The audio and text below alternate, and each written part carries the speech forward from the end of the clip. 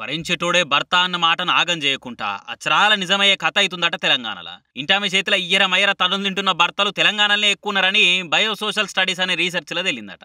ఈ లిస్టులో తాగుబోతులు చదువు రానోళ్ళు ఎక్కున్నారట. తప్పదాగి భార్యలను గిప్ప కుత్తరని మస్తు గిన్నము చూసినాం గానీ ఇదేందా ఇది గమ్మతే ఉంది ముచ్చట అని అనుకుంటారు కదా. దేశం మొత్తం మీద సర్వే చేస్తే 15 ఏళ్లల్లా భర్తల మీద దాడులు 5 ఇంతలు పెరిగినాయని తేలిందట. ప్రతి 1000 మంది ఆడోళ్ళ 36 మంది భర్తలను బరాబర్ గట్టిగానే అరుచుకుంటారట. మరి అందరని కాకుండా ఆడోళ్ళు అణిగిమనుకుంటారు, పతే ప్రత్యక్ష దైవం అన్నట్టు ఉంటారు కదా అనుకుంటే కందిపప్పుల కాలేసినట్టే. ఇక మరి పగబట్టినట్టు ఎందుకు అట్లా కొట్టుడు అని అంటే ఆడోళ్ళకే కొన్ని చట్టాలు అండగుండు, తాగి ఇంటికొచ్చి లొల్లి పెడుతుంటే ఓపిక చచ్చిపోవుడు, ఇగో ఇట్లా చాలా కారణాలతోటే మొగులను మొత్తుకునే తట్టు మెత్తగా చంపుతున్నారట.